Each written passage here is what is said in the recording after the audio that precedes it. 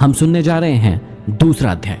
दूसरे अध्याय की शुरुआत में ही श्री चाणक्य कहते हैं कि झूठ बोलना, उतावलापन दिखाना, छल कपट, मूर्खता, अत्यधिक लालच करना, अशुद्धता और दयनीयता, ये सभी प्रकार के दोष स्त्रियों में स्वाभाविक रूप से मिलते हैं। स्त्रियों के विषय में चाणक्य की उपयुक्त धारणा का कारण क्या रहा था यह कहना तो कठिन है, परंतु सभी स्त्रियों में ये स्वाभाविक दुर्गुण हो यह संभव नहीं है।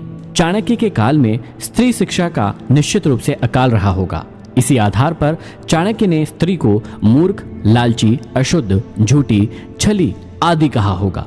लेकिन दयाहीनता की भावना स्त्री का स्वाभाविक दोष नहीं माना जा सकता। चाणक्य कहते हैं कि भोजन करने तथा उसे अच्छी तरह से पचाने की शक्ति हो तथा अच्छा भोजन समय पर प्राप्त हो, प्रेम करने के लिए अर्थात रति सुख प्रदान करने वाली उत्तम स्त्री के साथ संसर्ग हो, खूब सारा धन और उस धन को दान करने का उत्साह हो, ये सभी सुख किसी तपस्या के फल के समान होते हैं, अर्थात कठिन साधना के बाद ही ये सुख प्राप्त होते हैं।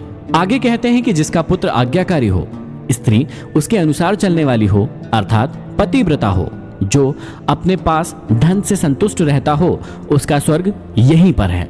और कहते हैं कि पुत्र वे ही हैं जो पिता भक्त है, पिता वही है जो अपने बच्चों का लालन पोषण करता है, मित्र वही है जिसमें पूर्ण विश्वास हो, और स्त्री वही है जिससे परिवार में सुख शांति व्याप्त हो। जो मित्र प्रत्यक्ष रूप से मधुर वचन बोलता हो और पीठ पीछे अर्थात अप्रत्यक्ष रूप से आपके सारे कार्यों में रोड़ा अटकाता हो, ऐसे मित्रों को उस घड़े के समान त्याग देना चाहिए जिसके भीतर विष भरा हो और ऊपर मुंह के पास दूध भरा हो। बुरे मित्रों पर और अपने मित्रों पर भी कभी विश्वास नहीं करना चाहिए, क्योंकि कभी नाराज होने पर संभवतः वह आपका विशिष्ट मित्र भी सारे रहस्यों को बाहर जाकर प्रकट कर सकता है। मन में विचारे गए कार्यों को कभी किसी के सामने नहीं करना चाहिए, अपितु उसे मंत्र की तरह रक्षित करके अपने मतलब सोचे हुए कार्य को करते रहना चाहिए। निश्चित रूप से मूर्खता दुखदायी है और यौवन भी दुख देने वाला है, परंतु कष्टों में भी बड़ा कष्ट दूसरों के घर पर रहना होता है। निश्चित रूप से मूर्ख व्यक्ति का समाज में कोई सम्मान नहीं है। विवेकहीन व्यक्ति को पग पग पर अपमानित होना पड़ता है और परिहास का पात्र बनना पड़ता है। इसी प्रकार यौवन के आने पर भी आदमी कभी कभी अपना विवेक और आपा खो बैठता है। जवानी में आदमी का जोश और उत्साह तो खूब बड़ा चढ़ा होता है, पर वह अपना होश भी खोए रहता है।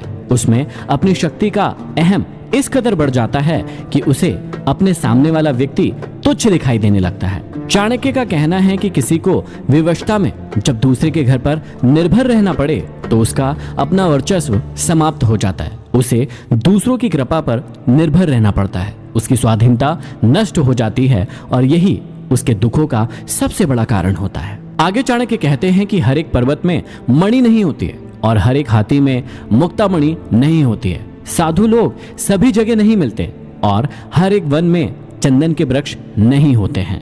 यहाँ हमें समझाते हुए कह रहे हैं कि अच्छी चीजें सभी जगह प्राप्त नहीं होती। पर्वत श्रृंखलाओं के मध्य खनिज पदार्थ भरे पड़े हैं, उनमें हीरे जवाहरातों की खदानें भी है, परंतु सभी पर्वतों में ये प्राप्त नहीं होते हैं। विशेष गुण वाली वस्तुओं को विशिष्ट स्थानों में ही खोजना पड़ता है। बुद्धिमान लोगों का कर्तव्य होता है कि वे अपनी संतान को अच्छे कार्य व्यापार में लगाए, क्योंकि नीति के जानकार व सद्व्यवहार वाले व्यक्ति ही कुल में सम्मानित होते हैं। चाणक्य कहते हैं कि जो माता पिता अपने बच्चों को नहीं पढ़ाते हैं वे उनके शत्रु होते हैं। ऐसे अपढ़ बालक सभा के मध्य में उसी प्रकार शोभा नहीं पाते जैसे हंसों के मध्य में बगुला शोभा नहीं पाता।